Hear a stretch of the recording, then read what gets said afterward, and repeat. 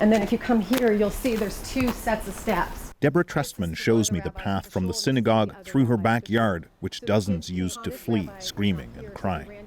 The congregants were so panicked, they just pushed and ran through it. Her husband and son had just taken their places in the synagogue when all of a sudden they heard the shots. We dropped to the floor along with some other people around me. And I think the things that were going through our heads was the fact that, this guy is just going to mow us down and it'll be a big bloodbath.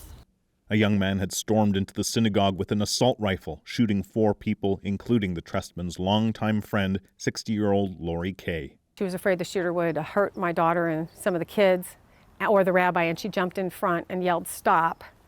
And they shot her straight in the heart. And she had a good heart. She got a shot in the heart. We saw some hole in her chest. Shimon Abitbul, who was a paramedic in Israel, tried to save her. Today, raw with emotion, he's still trying to grapple with what happened. I don't know why. Why are you wondering? The congregation's rabbi, who says it could have been a bloodbath had the shooter's gun not jammed, called on the government to do more to keep houses of worship safe from terror. We will not let anyone or anything take us down. Terrorism like this will not take us down. Now, across from the synagogue, a traffic light has been transformed into a memorial. To the growing pile, Rebecca Estep adds flowers she grew at home a few blocks away. Estep says she too knew the victims.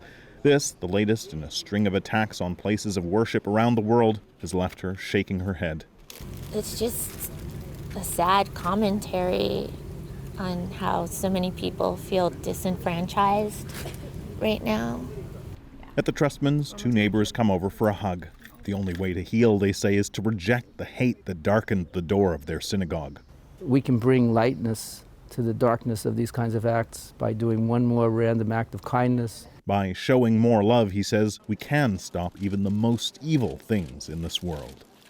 Kim Brunhuber, CBC News, Poway, California. Rabbi Yisrael Goldstein spoke powerfully today, not just about what happened inside his synagogue and his own injuries. He also gave a powerful call to action. We need to battle darkness with light.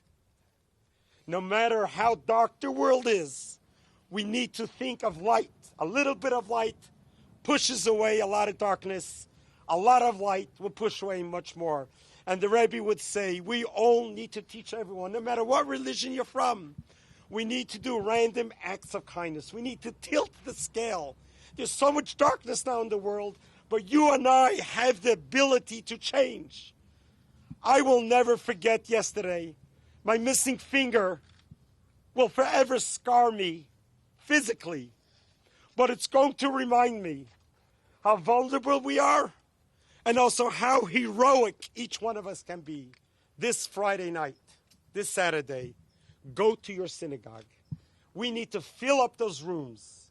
We need to show them that terrorism, evil, will never prevail.